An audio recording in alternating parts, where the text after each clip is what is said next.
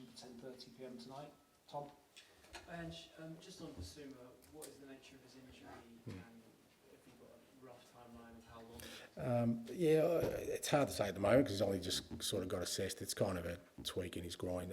Look, the initial reports is that it's not serious, which means there's a chance for Sunday. So that tells me that it's nothing significant. Now, if he doesn't make Sunday, I'd assume he'll be right for after that because that's where we're at. But at the same time, he's kind of just come off a long flight. You never feel great anyway, so we'll see how he goes training tomorrow. They'll probably give us the best indication. Just on Bentancur, it's obviously something that's been hanging over him. It's potentially a long ban. First of all, does he feel, is he in the mentally right place to start without this?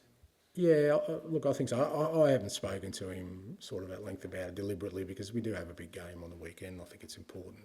I think with all these things, my advice to players always, and anyone who's involved in this kind of thing, is to try and stay calm. And there's a process that's involved that really you don't have a lot of control over till it starts. So there's no point sort of adding that anxiety to it. But he trained well this morning, and the group trained well, and he was part of that. So focus is on Sunday, and then obviously post Sunday we'll kind of we'll probably have a longer chat with him and sort of address where he's at. Just finally on Arsenal, one of the standout aspects of their game is the defensive record.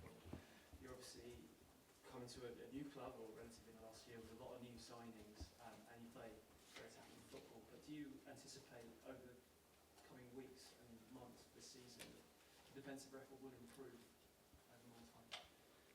I don't know. I mean, I don't think we've been terrible defensively so far this year. I mean, we've conceded 3 goals and but limited the opposition to fairly few chances. I think we'd almost be top of the league in terms of chances created by opposition. So defensively, I think we've been okay. We've just had a couple of lapses, obviously, but it's the nature of football, mate. If you're going to be more attacking, you're going to have more gaps the other way. I mean, I get it. People say, we want you to be more attacking, but we want you really solid defensively. So we're talking about perfection. That doesn't exist with anyone. So we're erring on the side of being more attacking, aggressive, which is going to mean we maybe concede more than others, but that's fine. I'm comfortable in that space. The key to that is to score more goals than the opposition, which we haven't done so far. Jason? Just going back to that game against City, obviously your frustrations are very understandable in the atmosphere and so on, but now you're playing Arsenal rather than trying to stop Arsenal. How much pressure does that put onto you to now get a good result? All the fans are looking at thinking, come on, we're playing Arsenal, go and beat them. And also, how do you reflect upon those comments now? I know you mentioned it a little bit before, but how do you reflect upon them now? Yeah, I don't feel any more pressure because I felt the same pressure in that game. I want to win every game. It doesn't change for me. I don't care. I don't care who I'm playing, mate. Let's go out there and play each other. I'm going to want to beat you. I may not, but I'm going to want to. No, I don't know. You look pretty solid to me. A bit more fit. So, but I just want to win, mate. It doesn't change for me. And I think the key to success is I really would hate to think that I've got players in the dressing room who want to win this game more than any others, or prepare differently, or try harder in this game than any other, because that's not the way forward. Irrespective, we understand the significance of it, because if we do win, our supporters will be over the moon. I understand that. And if we don't win, they're going to be devastated. But if we prepare this game differently than any other, then I'm disappointed, because I want to win every time. And it's the only way you can be successful. So I make no apologies for that. I'm not going to prepare any different for this game than I did against Newcastle. I will against Coventry on Wednesday. I want to win all the time. And I want our club to win all the time. And if you do that, then when you beat your rivals in a big derby game, everyone gets excited and everyone feels great. But I want more than that. That's not what I'm after. Do you think the fans need to get over that as well, then? No, I don't. Fans can. I've said a million times. Fans can feel the way they want to. It's their club. They can be as happy or as disenchanted or as optimistic or as pessimistic as they want. That's my role, is to try and give them a team that gives them hope, belief, and joy. That's it. But I'm not going to tell them how to feel, or whether if they want to win this game more than any other game, then good on them. That's up to them. But it's not me. It's not who I am. Matt? And Joe, do you feel like you could do with a big win against a big team to restore some faith in what you're trying to do? Restore some faith with who? From the audience, the people from the outside, supporters. I'm just Oh, thinking, okay. flying start last season, Yeah. problems in the middle, which we kind of all understand. Yeah. You haven't really won a big one since Villa, which seems like a while. Yeah, well, we had a summer in the middle, so you know. Yeah. So look, I don't know. Look, I mean, I'm not really sure.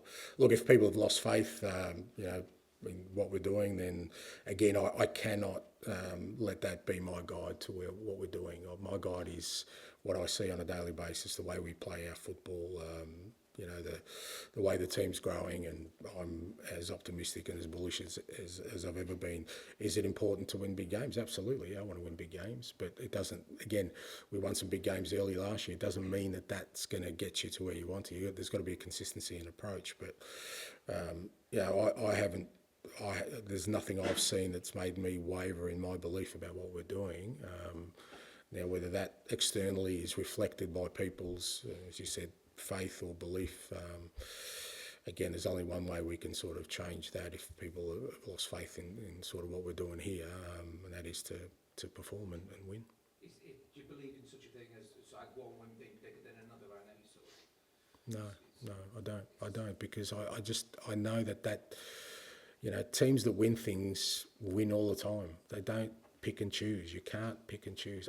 Small teams do, because that's where the only victory, true victory, relies. Yeah, because they think, well, we can't win the competition, but if we get a couple of big scalps, mate, I was with Australia for a long time. That was the mentality. You know, let's knock off a big gun because we can't win a World Cup. I don't subscribe to that. Winners go, you know what? Who's in front of us? Let's win. And that's the way I am, and that's the way I think. So I don't think one win is bigger than any other or more significant than any other. It was 23 points, I think, between you and Arsenal last season. Only 3 places, but 23 points, which sounds like a huge number. Is it realistic to bridge that over the course of one season?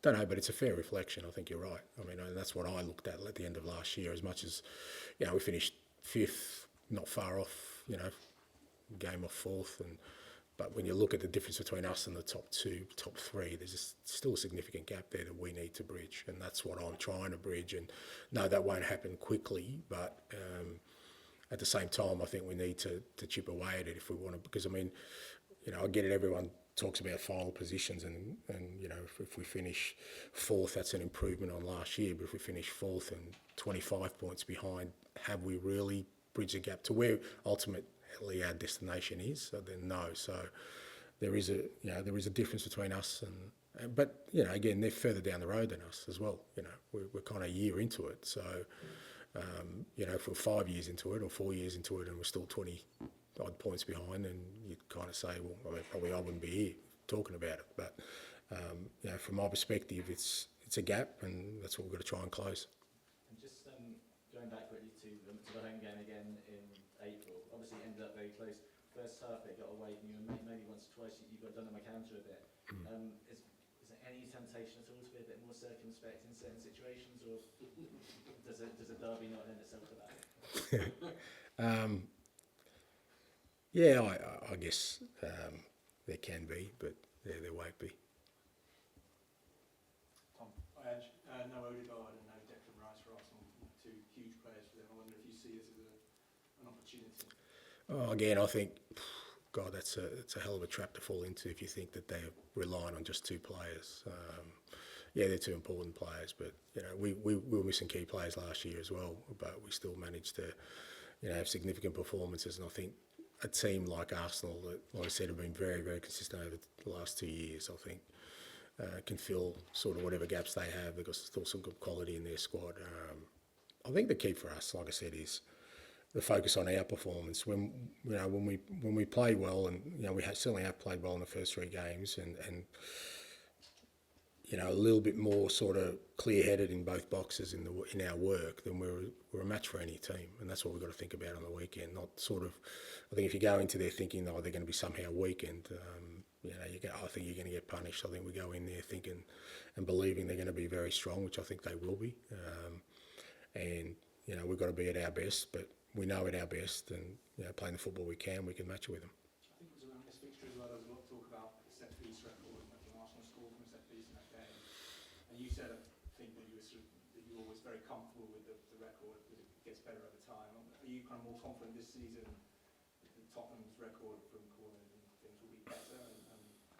Well, I mean, it's again, it's the overall. You know, it's about not just improving one area. If I thought it was just one area that we needed to, you know, fix, but you know, as we mentioned, we were 20 odd points behind the top two last year. I think it's more than one area. So for us, everything, whether it's set pieces, whether it's our general game, our defensive work, our offensive work, our individual players, the quality of our squad, all of it needs to improve. So, you know, Arsenal definitely are a threat at set pieces. It's something you do have to kind of be focused on. But, you know, we need to be focused on sort of all of our game, and it's not just about shutting them down in one area. It's about, you know, nullifying their strengths and more importantly for us, accentuating our strengths to overcome it. If Mike tries to fiddle with Bukario's gloves again? I don't know. Yeah, well, he does. So I'm not really sure what.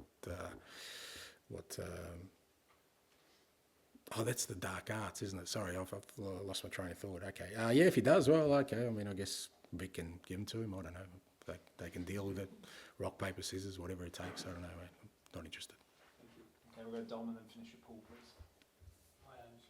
Earlier this week, the England interim manager Lee Carsley was sat in the chair that you're sat in now, and he was asked whether he feels his team have a responsibility to play attractive, good football, or is his responsibility just to win matches? And he said his responsibility is just results. How do you feel about that in your role? I think we're all. I think ultimately we're all measured on results. I think that's what I guess defines a successful or unsuccessful era for all of us. So I don't think there's any surprise there. So yeah, I mean, I don't think anything Lee said would be a surprise to anybody. Irrespective of what I do, if the results aren't there, I'm sure all of you will be saying, well, you know what, it's an unsuccessful period, time for a change. So it's all about results. Now, how you get those results, that's kind of that's the secret sauce, mate. You know, that we all do it different ways. So my way's a certain way, others are a certain way. But I do what I do because I want to get results. I want to win games of football and be successful.